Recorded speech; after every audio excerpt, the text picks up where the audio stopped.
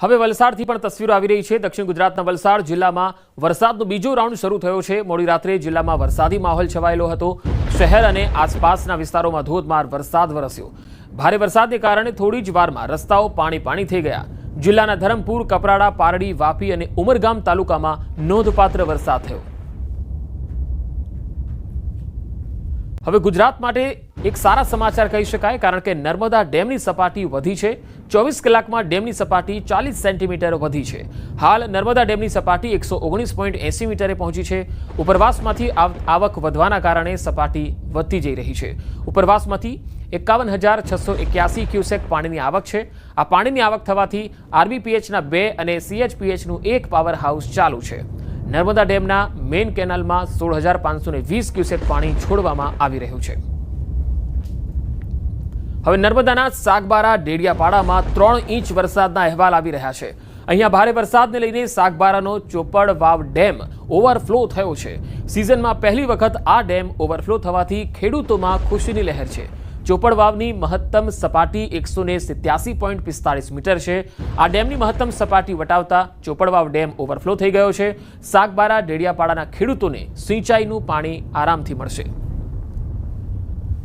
તો નવસારીથી પણ એક અહેવાલ આવી રહ્યા છે। નવસારી જિલ્લાના વાંસદા તાલુકાનો જૂજ ડેમ ઓવરફ્લો થયો છે। જૂજ ડેમ પોતાની ભયજનક સપાટી 167.50 મીટર વટાવી 167.55 મીટરે પહોંચી ગયો છે। જૂજ ડેમ ભયજનક સપાટી વટાવતા 233.33 ક્યુસેક પાણી કાવેરી નદીમાં વહી રહ્યું છે। આ જૂજ ડેમ ઓવરફ્લો થતા વાંસદા તાલુકાના 6, ચીખલી તાલુકાના 6 અને ગણદેવી તાલુકાના ગામોને એલર્ટ કરાયા છે। ચોમાસાની શરૂઆત થતાં જ જૂજ ડેમ ઓવરફ્લો થતાં સિંચાઈ તેમજ પીવાના પાણીની જરૂરિયાત આખું વર્ષ સુધી પહોંચી શકાય એવી સ્થિતિ છે। સાથે વાંસદા તાલુકામાં આવેલો કેલિયા ડેમ પણ એલર્ટ લેવલ પર પહોંચી ગયો છે।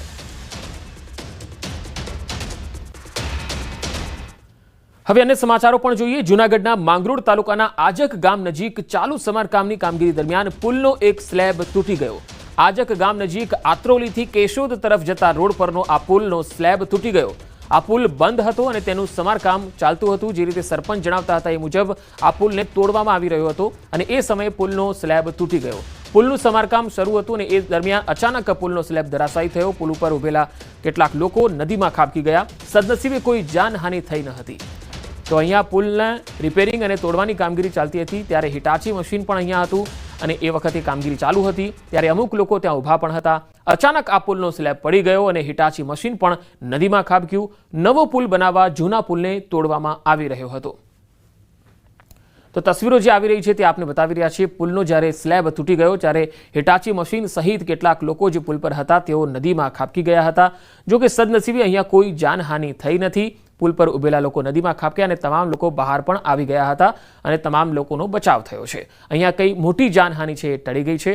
આ પુલ છે એ ખૂબ જ જૂનો હતો અને જે રીતે સરપંચ આ ગામના રમેશભાઈ છે તેમની સાથે અમારી વાતચીત થઈ હતી। તેમણે જણાવ્યું હતું કે આ ગામમાં જે જર્જરિત પુલ છે એને તોડવાની કામગીરી ચાલતી હતી એ દરમિયાન સ્લેબ છે તેનો તૂટી ગયો અને તે વખતે જે હિટાચી મશીન અને જે લોકો ત્યાં ઉપર હતા એ પણ એ નદીમાં ખાબકી ગયા હતા। જો કે કોઈને કોઈ ઈજા થઈ નથી। તમામ લોકો બહાર આવી ગયા।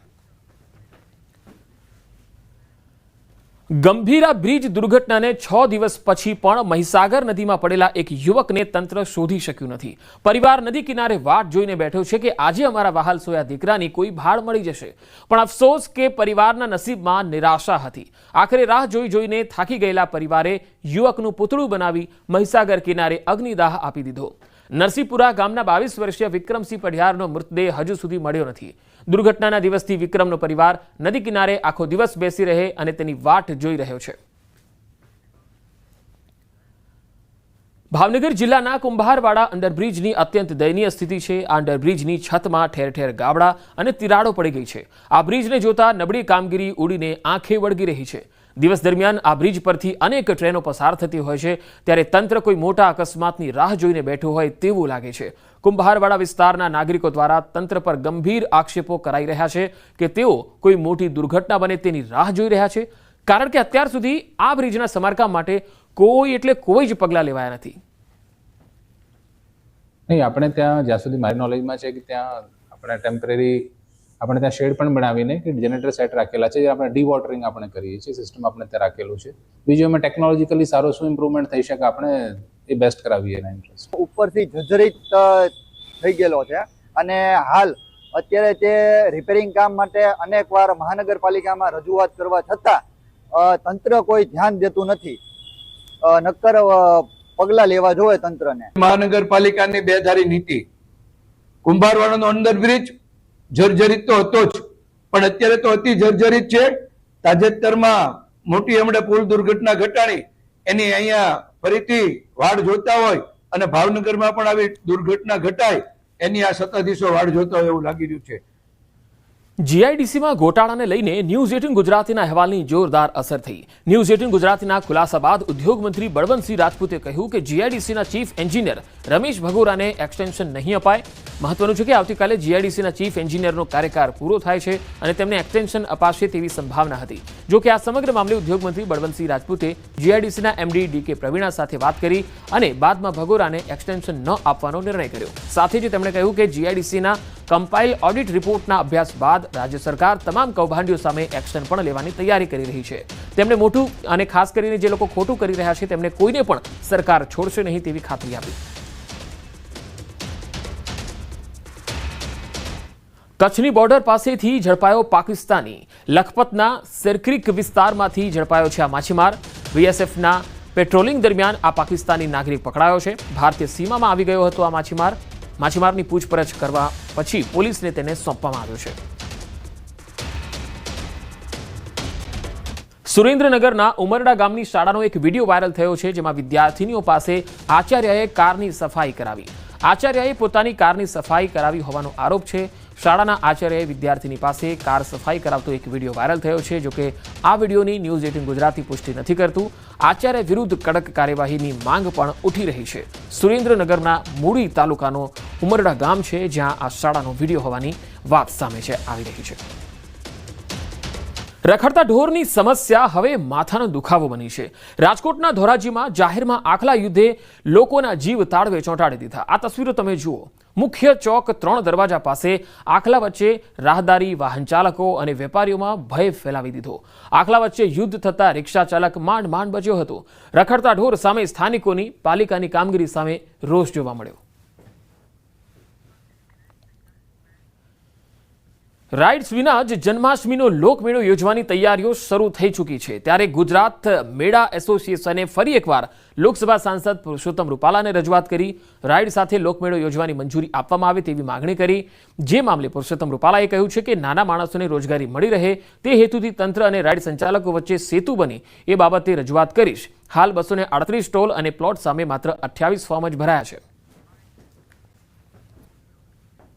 રૂપાલા સાહેબનો આજે એટીટ્યુડ અમારી પ્રત્યે પોઝિટિવ હતું. એમને કીધું ભાઈ સનાતન સંસ્કૃતિ સાથે આ જોડાયેલો મેળો છે અને લોકમેળો છે, એની અંદર મનોરંજન માટે, રાઈડોમાં બેસવા માટે આખા સૌરાષ્ટ્રમાંથી અને રાજકોટ પ્રોપરમાંથી આવનાર ઘણી બધી એવી સંખ્યા હોય જેને નિરાશા ન મળે એટલે રાઈડ સાથેનો લોકમેળો યોજાય એ માટેની હું રજૂઆત જે છે એ સીએમઓ દફતરમાં બી કરીશ. નાગરિકોની જાનમાલની સુરક્ષાની બાહેંધરી સાથે નાના માણસોની રોજગારી ઉકલે એવો વચ્ચેનો માર્ગ કાઢવા માટેનો પ્રયાસ હું અવશ્ય કરીશ અને રાજ્ય સરકારના ધ્યાન ઉપર પણ આ વાત મૂકીશ. નર્મદામાં લાફાકાંડમાં ચૈતર વસાવાને જામીન નથી મળ્યા. કોર્ટે ચૈતર વસાવાના જામીન નામંજૂર કર્યા છે. હાલ ધારાસભ્ય ચૈતર વસાવાને જેલમાં જ રહેવું પડશે. હવે જામીન અરજી માટે હાઈકોર્ટનો દરવાજો ખખડાવવો પડશે. લાફાકાંડમાં 5 તારીખથી જેલમાં બંધ છે ચૈતર વસાવા. વડોદરા સેન્ટ્રલ જેલમાં બંધ છે ધારાસભ્ય ચૈતર વસાવા. ડેડિયાપાડામાં તાલુકા પંચાયતના પ્રમુખને લાફો માર્યો હતો. કોર્ટમાં અગાઉના કેસોની પણ દલીલ કરાઈ હતી. સરકારી વકીલે અગાઉના કેસોની રજૂઆત કરી હતી. 2023ના કેસમાં ચૈતરને શરતી જામીન મળ્યા હતા.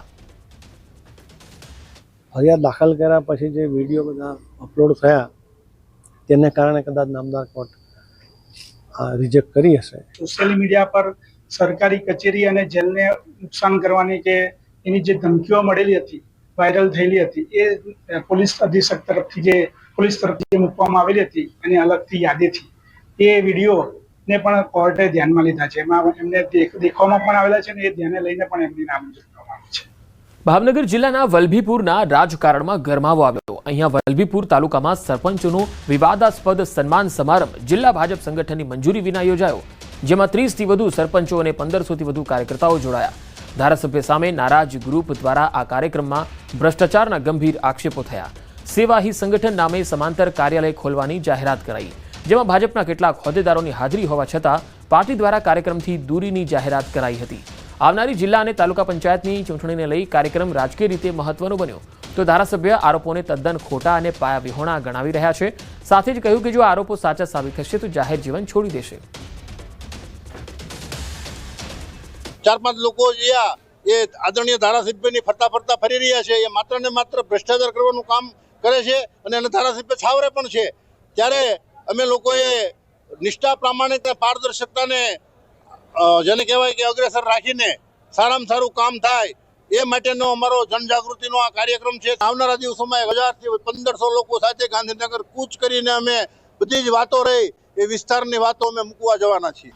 હજી તો મારા વલભીપુર તાલુકાના 52 કુલ ગામો છે, એમાંથી 43 જેટલા ગામોમાં છેલ્લા 3 કે 3.5 વર્ષથી ત્યાં વહીવટદારો હતા અને હજી આ 33 જેટલા ગામોમાં સરપંચો નવા ચૂંટાઈને 15 દિવસ આવ્યા ને થયા છે. તો 15 દિવસમાં એ સરપંચોને એવો કેવો કડવો અનુભવ થઈ ગયો કે જેના કારણે સરપંચો એવો આક્ષેપ કરે છે કે 2.5 વર્ષથી હવે સરપંચ બન્યા 2.5 મહિના, અરે 15 દિવસ નથી થયા હજી. અને એટલે આ વાત જે એમની છે એ બધી તદ્દન પાયાવિહોણી છે. હું ચેલેન્જ કરું છું કે આ મારા 20 વર્ષના રાજનૈતિક જીવનમાં, માત્ર 2.5 વર્ષ નહીં, 20 વર્ષના રાજનૈતિક જીવનમાં ક્યાંય પણ 1 રૂપિયાની ઊંચાપત સાબિત કરી દે તો હું જાહેર જીવન છોડવા માટે તૈયાર છું. અન્યથા એમણે જાહેર જીવન મૂકી દેવું જોઈએ. શાળામાં અભ્યાસ કરાવવાની સાથે ખાનગી ટ્યુશન ચલાવતા શિક્ષકો સામે કાર્યવાહી કરાઈ રહી છે. ટ્યુશન ક્લાસ સંચાલકો દ્વારા ડીઈઓને રજૂઆત થતાં સ્કૂલ સંચાલકો નારાજ થયા છે. સ્કૂલ સંચાલક મંડળે નારાજગી વ્યક્ત કરતા કહ્યું છે કે નવા પરિપત્રો કરી સંચાલકોને ધમકાવવાની આ પદ્ધતિ ખોટી છે. સવારથી સાંજ સુધી અસલામત ટ્યુશન ક્લાસીસ સામે કેમ કાર્યવાહી થતી નથી? ગ્રાન્ટેડ શાળામાં જો શિક્ષકો ટ્યુશન કરતા હોય તો સંચાલકો કાર્યવાહી કરે જ છે. શાળાઓમાં વાર્ષિક ઇન્સ્પેક્શન અને શિક્ષણની ગુણવત્તા સુધારવાનું કામ કેમ થતું નથી? પહેલા તો શાળાઓમાં પૂરતા શિક્ષકો, ક્લાર્ક અને સ્ટાફ આપો. મોટા શહેરોમાં, કોર્પોરેશનોમાં તમે જુઓ અમારો શિક્ષક કયા વિસ્તારમાં રહે છે કે કયા ગામડેથી અપડાઉન કરે છે, એની સ્કૂલ કેમ્પસમાં સમયસર હાજર રહે છે કે કેમ, એ એના તાસ મુજબ શિક્ષણ કાર્ય કરે છે કે નહીં, એ જોવાની જવાબદારી સંચાલકની છે. પણ શાળા છૂટ્યા પછી એ ક્યાં જાય છે, શું કરે છે, એના માટે અમારે CID ક્યાંથી મૂકવાની? અને એ અમારી કોઈ જવાબદારી નથી. વાલીઓ જો ફરિયાદ લઈને આવશે તો અમે સાંભળી એની તપાસ કરી અને યોગ્ય ઘટતું કરીશું. પણ આ રીતે શાળા સંચાલકોને ખોટી રીતે દબાવવાની જે વાત છે એ કોઈ સંજોગોમાં ચાલી શકે નહીં. ગીર સોમનાથના ગીર ગઢડા તાલુકાના દ્રોણ અને કોદિયા ગામના વિદ્યાર્થીઓ દ્વારા ચક્કાજામ કરાયો. બસ સમયસર ન આવતા વિદ્યાર્થીઓએ વિરોધ કર્યો. વિદ્યાર્થીઓનું કહેવું છે કે બસ સમયસર આવતી નથી, જેથી તે લોકોને શાળાએ આવવા જવામાં પરેશાની થાય છે. આ અંગે વિદ્યાર્થીઓ દ્વારા ડેપો મેનેજરને ખૂબ રજૂઆત થઈ ચૂકી છે, છતાં પરિસ્થિતિમાં કોઈ ફેરફાર નથી. આખરે વિદ્યાર્થીઓએ મજબૂર થઈ ગાંધી ચિંધ્યા માર્ગે ST બસ સ્ટેન્ડ આગળ બેસી અને ચક્કાજામ કર્યો. તો દ્રોણ અને કોદિયા ગામના વિદ્યાર્થીઓનો વિરોધ છે. આ વિદ્યાર્થીઓ ભણવા માંગે છે, પરંતુ બસની સુવિધા આ ગામમાં સમયસર મળતી નથી અને તેના કારણે ડેપો મેનેજરને રજૂઆત કરવામાં આવી, પણ ડેપો મેનેજર પણ કુંભકર્ણ નિદ્રામાં છે. ST નિગમ છે એ આ વિદ્યાર્થીઓની રજૂઆતને સાંભળવા માટે નિષ્ફળ નીવડ્યું છે. સોમનાથ મહાદેવના સાનિધ્યમાં વંદે સોમનાથ ઉત્સવનું આયોજન કરાયું. સોમનાથ ટ્રસ્ટ, ગુજરાત પ્રવાસન વિભાગ અને ઇન્દિરા ગાંધી રાષ્ટ્રીય કલા કેન્દ્રના સંયુક્ત ઉપક્રમે આયોજિત આ નૂતન પ્રકલ્પનો ઉદ્દેશ ભારતની સમૃદ્ધ सांस्कृतिक परंपराને उजागर करवानो છે. ये एक कला द्वारा आराधना की शुरुआत है जो गुजरात टूरिज्म, श्री सोमनाथ ट्रस्ट और IGNCA इंदिरा गांधी राष्ट्रीय कला केंद्र ने मिलके इसकी क्यूरेशन की है. और हमारे पूरे देश से जो मिड करियर आर्टिस्ट्स है, जो सीनियर आर्टिस्ट्स है, वो अपने आर्ट के जरिए एक आराधना, एक वंदना करने ये पूरे श्रावण के टाइम पे वो आ रहे हैं. તેમાં દેશભરમાંથી કથક નૃત્યકાર, કુચીપુડી એવા અનેક નૃત્યકારો આ સ્ટેજ ઉપર પરફોર્મ કરશે. ભગવાન સોમનાથને એમના નૃત્ય દ્વારા એમને સોમનાથજીની આરાધના કરશે. સોમનાથમાં આ શ્રાવણ માસમાં પ્રથમવાર વંદે સોમનાથ કાર્યક્રમનું આયોજન થયું છે અને આ 6 સોમવાર ભગવાન સોમનાથજીની નૃત્યથી આરાધના થશે.